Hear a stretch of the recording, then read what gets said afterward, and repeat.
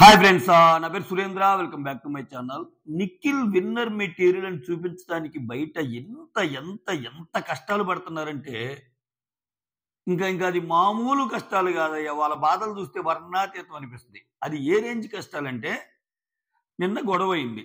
ఓకేనా, ఈ ఆడుకున్నావు వాడుకున్నావు విషయంలో అక్కడ సారీ చెప్పాడు గౌతమ్, మళ్ళా వచ్చి సారీ చెప్పాడు అందరి ముందు. సో బయట సోషల్ మీడియాలో ఏంటంటే, దాంట్లో కూడా గౌతమ్ తప్పు అన్నట్టు అసలు ఇది ఇది నెక్స్ట్ లెవెల్. ఇది ఇప్పుడు ఒకరికి మనం సారీ ఎప్పుడు చెప్తాం? అది ఎదుటోడికి తప్పు అయితేనేగా. అది ప్రపంచమంతా తప్పు అయిద్దని మనం ఎలా అనుకుంటాం? ఇప్పుడు కొంతమంది ఎలా అనుకోవచ్చు, అక్కడ ఆర్గ్యుమెంట్ జరుగుతుంది. ఆర్గ్యుమెంట్ జరుగుతున్నప్పుడు నిఖిల్ ఏమన్నాడు, ఒక విషయం చెప్పాల్సిన నాకు మూడు లేదు చెప్పను పో అన్నాడు. మూడు లేకపోతే మూసుకొని కూర్చో అన్నాడు. రైట్. సో ఇక్కడ మూడు లేదు అని యారగెంట్ గా అన్న విషయం ఎందుకు కనపడటంలా? సో కొంతమందికి ఇలా కూడా అనిపించే అవకాశం ఉంది కదా. సో అక్కడ ఆయన రెచ్చగొట్టాడు కాబట్టి ఆయన రెచ్చిపోయాడని. దానికి తోడు అసలు బీజం వేసింది ఎవరు? సిస్టర్ అంటానే నువ్వు ప్రేరణ గేమ్ను ఆడుకున్నావు, ప్రేరణతో ఫన్ వేలో ఉంటానే ఏదో ఆ గేమ్ని కెలికే ప్రయత్నం చేసి కెలుకుతున్నావు ఏదో అన్నాడు. ఆయన కెలుకుతున్నావన్నా లేకపోతే ఆయన చాలాసార్లు ఏదైనా మాట్లాడినా అసలు అట్లీస్ట్ సారీ కూడా చెప్పడే. ఎదుటి వ్యక్తి ఏమన్నాడో కూడా తెలియకుండా నోట్లో బ్లాబరింగ్ చేసింది. ఆయన అమ్మో నన్ను ఏదో అన్నాడు, అమ్మో నన్ను ఏదో అన్నాడు అని చెప్పి కొన్నంతలు చేసిన ఘనత నిఖిల్ది. సో ఆయనకి ఎలాగో హోస్ట్ సపోర్ట్ ఉంది, బిగ్ బాస్ యాజమాన్యం సపోర్ట్ ఉంది. వచ్చాడు, నువ్వేదో బ్లాబర్ చేసావు, నువ్వు అదే అన్నావు. సార్ నేను అనలేదు సార్, అమ్మతోడు సార్, కంఠం కోసుకుంటా సార్, నేను ఆ మాట అంటే నేను బయటికి కూడా వెళ్ళిపోతా సార్ అన్నా కానీ ఏం లేదు నువ్వు అలా అని అన్నావు అని వేసేసారు. అంటే ఇక్కడ చూడండి ఎంత దారుణం అంటే, ఇప్పుడు మనం సారీ చెప్పేది ఎదుటోడికి అనిపిస్తేనే కదా. ఇప్పుడు ఒక విషయంలో ఫీల్ అవుతుందని తెలిసేది ఎవరు? ఇద్దరు వ్యక్తుల మధ్య గొడవ అనిపించినప్పుడు నీకు తప్పు అనిపిస్తేనే కదా సారీ చెప్పేది. సో నీకు తప్పు అనిపిస్తుంది కాబట్టి సారీ చెప్పాడు అన్నాడు. అక్కడ 4 మెట్లు ఎక్కి ఇంకా అసలు ఏ మెట్లు ఎక్కని నిఖిల్ కూడా ఎక్కించాడు ఆయన. ఎందుకంటే ఇతను సారీ చెప్పలేక ఆయన సారీ చెప్పాడు. ఇప్పుడు ఒకటండి, చాలా డిస్రెస్పెక్ట్ఫుల్ వర్డ్ నువ్వు అన్నది, మూసుకొని కూర్చో అన్నది అన్నాడు కదా. సో డిస్రెస్పెక్ట్ఫుల్ వర్డ్ అన్నప్పుడు ఈయన కూడా అలా బిహేవ్ చేయకుండా ఉంటే ఆయన 100 మెట్లు ఎక్కుతాడు. మూసుకొని నొక్కు అన్నాడు. అంటే నువ్వు డిస్రెస్పెక్ట్ఫుల్ గా ఏదైతే ఫీల్ అయ్యావో నువ్వు అదే కదా చేసింది. ఇప్పుడు గౌతమ్ ఏమన్నాడు అక్కడ, నా దృష్టిలో అది డిస్రెస్పెక్ట్ఫుల్ కాదు, అయినా సారీ నువ్వు అయ్యావు కాబట్టి. ఓకే, ఒకవేళ అది డిస్రెస్పెక్ట్ఫుల్ అయితే ఇప్పుడు నేనన్నా నువ్వు కూడా అన్నావుగా, అదేంటన్నాడు. ఈ లాజికల్ పాయింట్స్ అన్ని మర్చిపోతున్నారు. గౌతమ్ ముద్ర వేయాలి ఏదైతే. నేను ఇంకా చాలా విషయాలు ఎందుకులే షో అయిపోతుందని చెప్పి రాత్రి అసలు చెప్పలా. సో బయట ఎంత దారుణంగా తయారవుతుందంటే, ఇంకా నిఖిల్ విన్నర్ చూడండి, నిఖిల్కి గౌతమ్కి 50% తేడా ఉంది అన్నట్టు బయట పిఆర్ మాఫియా సోషల్ మీడియా ట్విట్టర్లో కానీ ఎక్కడైనా. అంటే ఏంటి వాళ్ళ ఉద్దేశం? 50% ఇప్పటికే ఉంది, అది ఎంతైనా పెరగవచ్చు. అంటే ఏంటి దాని మీనింగ్? 50% డిఫరెన్స్ అంటే ఏంటి? గౌతమ్కి 10 ఉందనుకో, నిఖిల్కి ఎంత ఉండాలా? 60 ఉండాలా. అంటే నిఖిల్కి 60 ఉంటే 50% డిఫరెన్స్ అండి. నిఖిల్కి 60 ఉంటే గౌతమ్కి 10 ఉంటే 70 వెళ్ళకపోతే మిగిలిన ముగ్గురికి కూడా 30 రావాలి. అంటే ఇక్కడ గౌతమ్కి 10 ఉంటే మిగిలిన వాళ్ళందరికి కూడా 10. కొంచెం అటు ఇటుగా ఉంటే అంటే లాస్ట్ 4 10 40 ఉంటే ఇక్కడ 60 ఉన్నట్టు. అప్పుడే కదా 50% డిఫరెన్స్ అనేది. ఒకవేళ గౌతమ్కి 20 ఉందనుకో, ఈయనకి 50% డిఫరెన్స్ అంటే ఆయనకి 70 ఉండాలి. అంటే 70-20 90. మిగిలిన వాళ్ళందరికీ 3% ఇంకా నబీల్కి ఓటింగ్ లేదు, ఇంకెవరికి లేదు అన్నట్టు. ఇది ఒక మాయాజాలం అనమాట. అంటే ఇది ఏం లేదు, ఇంకా ఇట్లా క్రియేట్ చేస్తే సడన్ గా రేపన్న రోజు గైస్ చెప్పిన మాటేనండి, రియల్ పోల్లో ఎలా లేదు, చాలా క్లోజ్ ఫైట్ నడుస్తుంది అనేది అప్డేట్. సో గౌతమ్కి స్టిల్ ఛాన్సెస్ ఉన్నాయి. సో మీరు ఎన్ని నమ్మి 50% 40% విన్నర్ రేస్ లో ఇంకొచ్చేసాడు, విన్నర్ నిఖిల్ అని భయంకరమైన పిఆర్ మాఫియాలు జరుగుతూ ఉంటాయి ఈ 2 వారాలు. సో పట్టు వదలని విక్రమార్కులాగా ఓటేయండి గౌతమ్కి. సీరియస్లీ చెప్తున్నా కదా. ఎందుకంటే మీకు కొంచెం హార్డ్ కనిపించవచ్చు, బయట జరిగే ఇంత దారుణమైన ప్రచారాలకు జరుగుతున్నప్పుడు అసలు గేమ్ ఆడిన వాళ్ళకి సో ఒక ముక్క చెప్తే తప్పు లేదని నా ఒపీనియన్.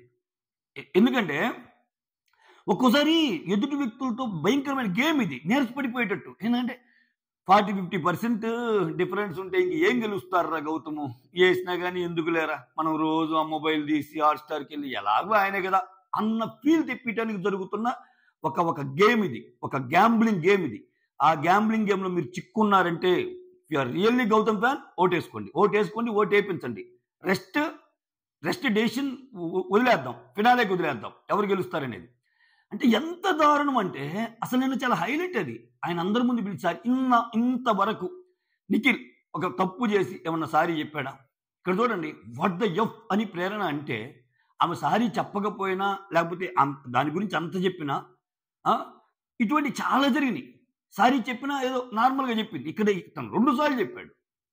అది కూడా అది నిఖిల్‌కి నువ్వు ఫీల్ అవుతున్నావు కాబట్టి అంటే ఇప్పుడు ఎదుగడు ఫీల్ అవుతున్నాడు కాబట్టే కదా స్వామి సారీ చెప్పేది. అంటే ప్రపంచం మొత్తం నీ వైపే ఉంది.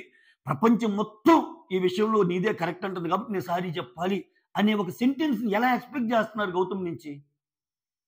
నిఖిల్ తప్పనే వాళ్ళు ఉన్నారు, నిఖిల్ కరెక్ట్ అనే వాళ్ళు ఉన్నారు. గౌతమ్ తప్పనే ఉన్నారు, గౌతమ్ కరెక్ట్ అని. ఇటువంటి వన్ సైడ్ ఐడియాలజీని నమ్మొద్దు ప్లీజ్. ఇటువంటి వన్ సైడ్ ఐడియాలజీని నమ్మితే అవుట్ ఇంకా. ఓకే, ఇదంతా ఒక మాయ, ఒక గ్యాంబ్లింగ్. చూడండి ఏంటండి నిఖిల్కి వచ్చిన కష్టాలు. నిఖిల్ గేమ్కి గౌతమ్ గేమ్కి డిఫరెంట్ చెప్తా చూడండి. ఎంత దారుణం అంటే ఇంకొకటి నిఖిల్ విషయంలో ఆయన ఏ గేమ్ గెలిచినా నబీల్ గెలిచిన గేమ్ను కూడా తక్కువ చేస్తున్నారు, ప్రేరణ గెలిచిన గెలుపుని కూడా తక్కువ చేస్తున్నారు. నేను సోషల్ మీడియా మొత్తం రచ్చ. అన్నిట్లో నిఖిల్ గెలిచాడు. కాకపోతే నిఖిల్ ఒకటి గెలిచి ప్రేరణకి ఇచ్చాడు, ఒకటి గెలిచి నబీల్కి ఇచ్చాడు. ప్రేరణ ఎంత బాగా ఆడింది నిన్న. ప్రేరణ గెలిచేగా అమైంది. ఈ రోజు నబీల్ ఆ చిక్కుముళ్ళు తాడులో ఈరోజు 2 టాస్కులు జరుగుతాయి. ఒకటి చిక్కుముళ్ళు తాడు, ఒకటి రెజ్లింగ్ టాస్క్. ఈ రెండిట్లో నబీల్ భయంకరమైన పెర్ఫార్మెన్స్. అంటే నిఖిల్ సపోర్ట్ చేస్తేనే గెలిచే అంత ఇదిలో నబీల్ ఉన్నాడా? ఇవన్నీ తగ్గించేయటం. సో నిఖిల్ 3 గేములు నిఖిల్ గెలిచాడు. నిఖిల్ సూపర్. నిఖిల్ అంటే వేరే వాళ్ళు ఎవ్వరు గెలవరు, వేరే వాళ్ళు ఎవ్వరు ఏం చేయరు. అటువంటి నిఖిల్ని ఓడిచ్చే కదా అవినాష్ అయింది. అటువంటి పృథ్వీని ఓడిచ్చే కదా రోహిణి అయింది. సో ఇవన్నీ మనకు కనపడవు. సో ఇంకేదంటే ఒక ట్యాగ్ వేసుకోవాలా, మాస్ సోషల్ అదేంది టాస్క్ కింగ్ అని. అంటే వేరే వాళ్ళు గెలిచే కూడా దానివల్ల అతి అయిపోద్ది మరి. అంటే ఇక దగ్గరికి వచ్చే కొద్దీ ఇన్సెక్యూరిటీ అనమాట. చూడండి ఎంత ఇన్సెక్యూరిటీ అంటే ఇంక నిఖిల్ విన్నర్ చెయ్యాలని తాపత్రయంతో చేస్తున్న పనులన్నీ అనిపిస్తున్నాయి. వేరే వాళ్ళ గెలుపులు కూడా అన్నిట్లో నిఖిల్ గెలిచాడు కానీ వేరే వాళ్ళు. ఇంకొకటి నిఖిల్కి ఇప్పుడు గౌతమ్ ఇప్పటికే ఒక రికార్డ్ క్రియేట్ చేశాడండి, 1 and only record. So wild కార్డ్గా వచ్చి రన్నర్ పొజిషన్లో ఉంటామంటే that's not at all a joke. Okay, ప్రస్తుతానికి నేను చెబుతుంది, ప్రస్తుతానికి వాళ్ళ భయం అదే. ఆ ఒక్క స్టెప్ దాటి విన్నర్ ఎక్కడవుతాడనే భయాన్ని క్రియేట్ చేశాడు చూసారా, అక్కడే విన్నర్ అయిపోయాడు గౌతమ్. ఆ భయాన్ని చూడండి. గౌతమ్ గేమ్ని పరిశీలిస్తే మీరు గౌతమ్తో ఎన్ని గొడవలు ఉన్నా అపోజిట్ వాళ్ళు వచ్చి రిక్వెస్ట్ చేసుకోవాల్సిందే. ప్రేరణ వచ్చి అరే గౌతమ్ ప్లీజ్ ఒక్కసారి పిచ్చింగ్ చేసుకుంటున్నాను, నీకు ఏదైనా ఛాన్స్ ఉంటే నాకు హెల్ప్ చేయి. ఇది ఆస్క్ కాదు పిచ్చింగ్. ఏమర్థమవుతుంది? జనాల్లోకి వెళ్ళి కదా తేల్చుకోవాల్సింది. ఎందుకు కోరుకున్నావు గౌతమ్ సపోర్టు? సో ఈ మొత్తం మీద గౌతమ్కి ఒక్కసారైనా ప్రేరణ సపోర్ట్ ఇచ్చిందా? ఇటువంటి చిన్న పాయింట్లు ఆలోచిస్తే గేమ్ అర్థమైంది. మనం ఎంతసేపటికి సూపర్ స్టార్, లేడీ టైగర్, ఆయనేమో టాస్క్ మాస్టర్, టాస్కింగ్ ఈ చెప్పుకోవడంతో బిజీ అయిపోయాం. సో ఎవరికి కాంప్లికేటెడ్ సిచ్యువేషన్స్ ఉంది ఇంట్లో? నిఖిల్కుందా గౌతమ్కుందా? నిఖిల్కి స్టార్టింగ్ నుంచి ఒక బ్యాచ్ మోరల్ సపోర్ట్ ఉంది. ఏం చేశాడు ఆయన? నేను గ్రూప్గా ఆడటం లేదంటానికి వాంటెడ్లీ యష్మిని దూరం పెట్టి సో సోనియాతో ఉన్నాడు. సో అప్పుడు ఏం తప్పు చేసినా ఏ ఒప్పు చేసినా ఒక మోరల్ సపోర్ట్ ఉండేది పృథ్వీ సోనియా నుంచి. సోనియా వెళ్ళిపోగానే మళ్ళీ యష్మి వాళ్ళందరికీ మంచి అయిపోయాడు. అప్పుడు ఏళ్ళ నుంచి మోరల్ సపోర్ట్ ఉండేది. ఆయన ఇండ్లు మొత్తం ఉన్నన్నాళ్ళు ఆయనకి మోరల్ సపోర్ట్ బాగా ఉంది. ఆయన ఏమో అంత కష్టాలు పడతా స్ట్రగుల్ అవ్వాల. వేరేజ్ గౌతమ్ వచ్చినప్పటి నుంచి స్ట్రగులే. అటు ఆ బ్యాచ్ కాదు, ఇటు ఈ బ్యాచ్ కాదు ముద్ర వేయటానికి. ఆయన ఫస్ట్ చేసిన అశ్వత్థామ విషయంలో అవినాష్, ఫస్ట్ ఫైట్ అయింది రోహిణితో. ఫ్రెండ్ అనుకున్న తేజ వెళ్ళేటప్పుడు నిందేసిపోయాడు. సో అటుపక్క ఇంక ఎలాగూ నిందలే. సో అటువంటి కాంప్లికేటెడ్ సిచ్యువేషన్స్ మధ్య, అటువంటి పరిస్థితుల మధ్య గౌతమ్ గేమ్ నడిచింది. ఎవరు తప్ప అన్నట్టు, ఎవరు ఒక రేంజ్కి మించా అన్నట్టు, ఇవన్నీ చెప్పడానికి మనం ఏదో గౌతమ్ లేపడానికి చెప్పాలి. మన కళ్ళ ముందు కనిపిస్తున్న నిజాలు కదా. నబీన్ గౌతమ్కి, Prerana Gautham target, Yashmi Gautham target, Nikhil Gautham target, Prithviraj Gautham target, tasty Teja వెళ్ళేటప్పుడు గౌతమ్ టార్గెట్, ఫస్ట్ వచ్చినప్పుడు అవినాశన్ గౌతమ్ టార్గెట్. ఎవరు గౌతమ్ టార్గెట్ చేయకుండా గేమ్ ఆడింది? ఆన్ ద అదర్ సైడ్ నబీల్కి గౌతమ్ హెల్ప్ చేశాడు, ప్రేరణకి గౌతమ్ హెల్ప్ చేశాడు, నైని పవన్కి హెల్ప్ చేశాడు, హరితేజకి హెల్ప్ చేశాడు. ఇట్లా హెల్ప్ల గురించి పోతే ఆయన హెల్ప్లు చెప్పుకోవచ్చు చాలా. ఇవన్నీ అసలు పాయింట్లకు కనపడవు. సో విపత్కర పరిస్థితుల మధ్య గేమ్ ఆడినోడు హీరో. సో, రేపు ఏదన్నా జరిగిన రిజల్ట్. బట్ సీజన్ 8 అంటే గుర్తొచ్చేది మాత్రం సీజన్ 8 అంటే అనేది గుర్తొచ్చేది మాత్రం గౌతమ్ కృష్ణనే. మీరు ఒప్పుకున్నా, ఒప్పుకోకపోయినా ఇది నిజం. ఒక వైల్డ్ కార్డ్‌గా వచ్చి, అసలు వైల్డ్ కార్డ్‌లో ముందుకెళ్తారా అన్న సిట్యుయేషన్ నుంచి, ఇంతవరకు వైల్డ్ కార్డ్‌లో ఇప్పటికీ మనం నవదీప్ పేరు ఎందుకు చెప్పుకుంటాం? నవదీప్ ఎప్పుడో వచ్చి అసల లాస్ట్‌లో టాప్ 5లో ఉన్నాడు. అసలు అదే ఫస్ట్ నుంచి వచ్చుంటే విన్నర్ మెటీరియల్. ఆ స్టేజ్ నుంచి వైల్డ్ కార్డ్స్ ఏంట్రా అన్న స్టేజ్ నుంచి ఇప్పుడు అంబటి అర్జున్ ఏంది? అక్కడ స్పేస్ లేదు. అంబటి అర్జున్‌ని స్పేస్ తీసుకొని ఇరికించారు. అక్కడ కూడా గౌతమే ఎళ్ళాల్సింది. సో, ఇటువంటి సిట్యుయేషన్‌లో గౌతమ్ కృష్ణ అనేవాడు ఫిఫ్త్ కాదు, ఫోర్త్ కాదు, థర్డ్ కాదు, ఇప్పటికే సెకండ్‌లో ఉన్నాడు. ఇప్పటికే సెకండ్‌లో ఉన్నాడు. ఇంకొంచెం ఒక్క స్టెప్ ఏస్తే విన్నర్ కూడా అవుతాడు. ఆ ఒక్క అడుగు పడకుండా చూడాలన్నదే బయట జరుగుతున్న సోషల్ మీడియా ప్రచారం. ఆ ఒక్క అడుగు ఎక్కడేస్తాడు? ఆ ఒక్క అడుగేసి ఎక్కడ విన్నర్ అవుతాడనే భయముని చూసావా? ఆ భయాన్ని క్రియేట్ చేయడంలోనే గౌతమ్ విన్నర్ అయిపోయాడు. సక్సెస్ అయిపోయాడు. సో, ఇప్పుడు కంఫర్ట్ జోన్‌లో ఉందెవరు? Complicated situations ఉందెవరికి? ప్రతి విషయంలో. సరే, హోస్ట్ నుంచి సపోర్ట్ ఏమన్నా దక్కిందా గౌతమ్‌కి? గౌతమ్ పాజిటివ్ అయిన ప్రతి ఎపిసోడ్‌లు లేపేశారు. గౌతమ్ సంచాలకుగా ఎక్స్ట్రార్డినరీ. గౌతమ్‌ని ఎక్కడ ముద్రేద్దాం, ఎక్కడ గ్రూప్ గేమ్ ఆడుతున్నాడని ముద్రేద్దాం అన్న ప్రతిసారి దాన్ని అధిగమించాడు. డైస్ గేమ్‌లో ఎవరి పేరు వాళ్ళు రాసి చాలా జెన్యూన్‌గా ఆడాడు. అఫ్‌కోర్స్ దాన్ని కూడా ఫేక్ ఆడాడని చిత్రీకరించే ప్రయత్నాలు జరిగినాయి. అదేదో వంకరగా ఉంది బాలు, అందుకని డెసిషన్ తీసుకోలేదు. అసలు ఆ ఉద్దేశం ఉంటే పేర్లు ఎందుకు రాస్తాడు స్వామి? అంటే ఒక మాట అనే ముందు ఆలోచించలేమా? పేర్లు రాసింది ఎందుకు? ఎవరి పేరు వస్తే వాళ్ళని తీసేద్దామని కదా! సో, అప్రిషియేషన్ ఉందా? ఎన్ని సార్లు సూపర్ గేమ్ ఆడాడు? అప్రిషియేషన్ ఉందా? సో, లేదు. సో, హోస్ట్ నుంచి అప్రిషియేషన్ లేదు. అటుపక్క బాణాలు హోస్ట్ నుంచి గౌతమ్ విషయంలో హోస్ట్ నుంచి అప్రిషియేషన్ లేదు. ఇటు ఓజీ టీం నుంచి విపరీతమైన బాణాలు గౌతమ్ గెలవకూడదని. ఇక్కడ ఉన్న టీంలో కూడా చాలా మంది బాణాలు. వీళ్ళు వాళ్ళతో కలిసిపోవటం, వాళ్ళు వీళ్ళతో కలిసిపోవటం. ఇన్ని విపత్కర పరిస్థితుల మధ్య గౌతమ్ గేమ్ ఆడినా బట్ స్టిల్ ఇట్లా నిలిచాడంటే అది కదా విన్నర్ మెటీరియల్ అంటే. ఇంతకు మించి మనం ఏం చెప్పుకుంటాం? తెలియలేదా మనకి? ప్రేరణ, నబీల్, ప్రేరణ, అవినాష్, రోహిణి వీళ్ళు కూర్చొని ఏం మాట్లాడుకుంటారు? అవినాష్ అంటాడు గౌతమ్ నేను నామినేట్ చేద్దాం అనుకున్నానని 3-4 సార్లు. సో, వేరే టీంలో కూడా వీళ్ళకి ఉంది. అక్కడ ఇండివిడ్యువల్ ప్లే అనేది కనపడలేదా? ఈ సీజన్‌లో ఉన్న బ్యూటీనే అది కదా! ఇండివిడ్యువల్ ప్లే ఆయన ఆడాడు కదా! ఇవన్నీ పక్కన పెడుతున్నారు. ఇంత చెప్పుకోవడానికి ఇంత మ్యాటర్ ఉంది పక్కన పెట్టి, ఇక్కడ ఎలా తయారవుతుందంటే, నిఖిల్ అనే పర్సన్ ఎన్ని తప్పులు చేసినా అసలు వాటి గురించి హైలైట్ అవ్వవు. గౌతమ్ అనే పర్సన్ చిన్న తప్పు చేసినా పుంకాలుగా హైలైట్ అవుతాయి. నిఖిల్ సేఫ్ గేమ్ ఆడలేదా? నిఖిల్ అబద్ధాలు ఆడలేదా? నిఖిల్ ఫేక్ గేమ్ ఆడలేదా? నిఖిల్ వాళ్ళ మదర్ వచ్చి డిఫెన్స్ గేమ్ ఆడొద్దు అంటే ఇంతమంది కోట్ల మంది చూస్తున్నాంగా గానీ, మా మదర్ అలా అనలేదు అని చెప్పిన నిఖిల్ ఆటని ఎందుకు ఎక్స్‌పోజ్ చేయలేకపోతున్నాం మనం? ఎందుకు రాలేకపోతుందంటే అతిపెద్ద భయంకరమైన పీఆర్ ఆయన జోలుంది. తప్పదంతే. ఒక్కోసారి ఏందంటే నిజం ఓడిపోద్ది అబద్ధం ముందు. బట్ అది తాత్కాలికమే. తర్వాత బయటకొచ్చాక జనాలేదో డిసైడ్ చేసిన రోజు ఆ రోజు అర్థమైంది. నిజం అంటే ఏంటో తెలిసిన రోజు. సో, ఎన్ని సేఫ్ గేములండి. నిన్నటికి నిన్న పృథ్వీరాజ్ ఎగ్జిట్ ఇంటర్వ్యూలో నిఖిల్ గురించి అడిగిన మాటకి ఏదడిగినా ఒక 2-3 నిమిషాలు ఆలోచిస్తాడు. కొంచెం డిప్లొమాటిక్‌గా ఉంటాడని పగలగొడతాడు. Close friend. అర్థం కాలేదా? ఇన్నాళ్ళు నీ పక్కనుండి నీ గేమ్ ఫస్ట్‌లో నీ గేమ్ చూసిన సోనియా ప్రతిరోజు ట్వీట్లు పెడుతుంది నీ గేమ్ గురించి. నీతో కిరాక్ బాయ్స్, కిలాడి గర్ల్స్‌లో ఉన్న రీతు వచ్చినప్పుడు నీ గేమ్ ఏంటో చెబుతుంది ఆయన లేడని. అసలు నీతో పాటు నీ నీ ఎక్స్ అనుకుంటారో లేకపోతే నువ్వు చెప్పిన లవ్ స్టోరీలో 6 ఇయర్స్ ఉన్న కావ్య గారు మీరు నమ్మొద్దు ఫేక్ అని చెప్తుంది.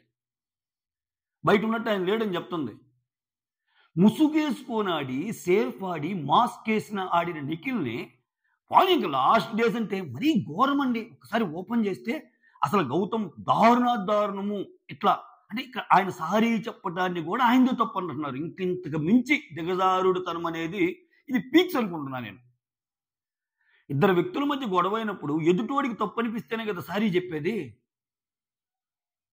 ఇప్పుడు ఒక మాట ఎప్పుడంటాం అది ఏ మూల్లో ఉన్నా నేను మాట్లాడేది కరెక్ట్ అనే సెన్స్‌లోనే ఉంటాడు కాబట్టి వాళ్ళు ఆ మాటలు అనుకుంటారు.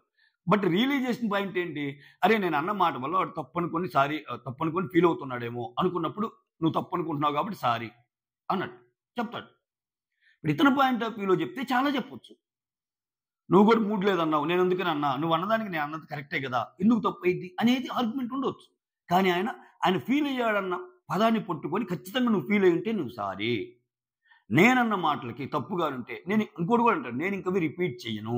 రిపీట్ చేయదలుచుకోలేదు అని. రెచ్చగొట్టే మాటలు మాట్లాడలేదా? ఏమన్నాడండి ఆయన? ఒక స్క్రీన్ ప్లే ఉంది నీకు. అయన్నీ చేసుకొని లాగి అని.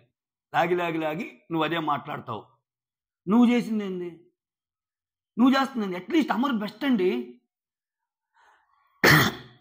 నిఖిల్‌తో పోల్చుకుంటే అమర్ చాలా బెస్ట్ లాస్ట్ సీజన్ అమర్. ఎందుకంటే ఆయన ఫస్ట్ నుంచి ఒక మాట మీద ఉంటాడు. యెస్. మనం బయట నుంచి ఫ్రెండ్స్ రా. మనం బయట నుంచి ఫ్రెండ్స్ అయినప్పుడు ఎవరో ఏదో అంటున్నారని చెప్పి గేమ్ కోసం మనం ఎందుకు ఇడిపోవాలి? మనం అట్నే ఉన్నాం. ఏమైతే జరిగిందనే గేమ్ అమర్‌ది. కానీ కొన్ని విషయాల్లో చాలా హార్డ్‌గా బిహేవ్ చేశాడు కాబట్టి అమర్ రన్నర్ అయిపోయాడు. అట్‌లీస్ట్ నీకు ఆ డేర్ కూడా లేదు. మనం ఫ్రెండ్స్ అయినా గాని మనం ఫ్రెండ్సేరా ఇట్లానే ఉందాం అని ఆ డేర్ కూడా లేదు.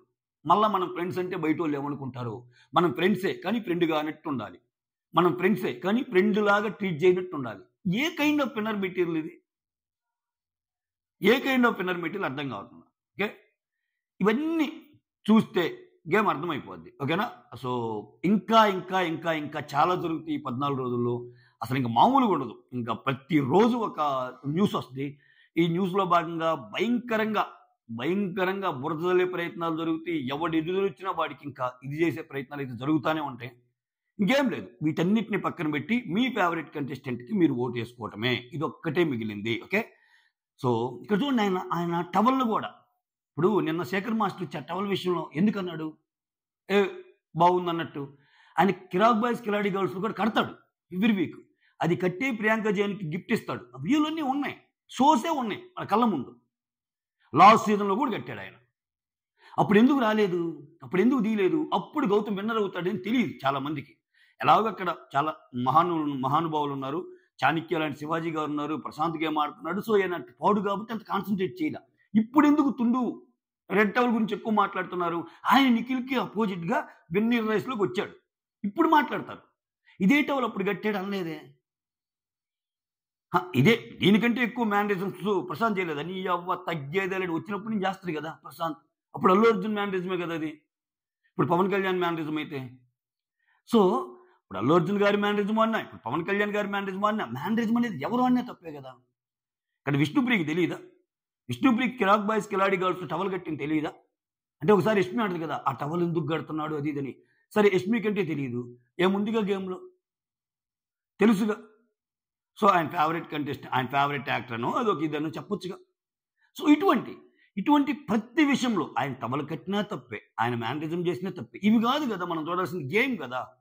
గేమ్‌లో అన్యాయంగా ఒకరికి దెబ్బేసాడా గౌతమ్? గేమ్‌లో తొక్కిపట్టి ఏమన్నా చేశాడా? గేమ్‌లో గ్రూప్ గేమ్ ఆడాడా? గేమ్‌లో అబద్ధాలు ఏమన్నా చెప్పాడా?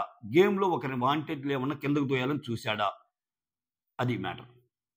రైట్? ఎమోషనల్ సపోర్ట్ లేదు. హోస్ట్ సపోర్ట్ లేదు. సో ఎంతసేపటికి ఇతని మీద రాజకీయాలు, ఎంతసేపటికి ఇతను తొక్కిపట్టడానికి భయంకరమైన మాటలు జల్లటం ఆయన మీద. ఇటువంటి ప్రతికూల పరిస్థితుల్లో కూడా ఇది కదా ఒక వైల్డ్ కార్డ్‌గా వచ్చి ఏం సాధిస్తాడనుకున్న వాళ్ళకి ఆల్రెడీ సెకండ్ పొజిషన్‌లో ఉన్నాడు. ఇప్పటికి యాజ్ ఆఫ్ నౌ నేను చెబుతుంది. యాజ్ ఆఫ్ నౌ సెకండ్ పొజిషన్‌లోనే ఉన్నాడు.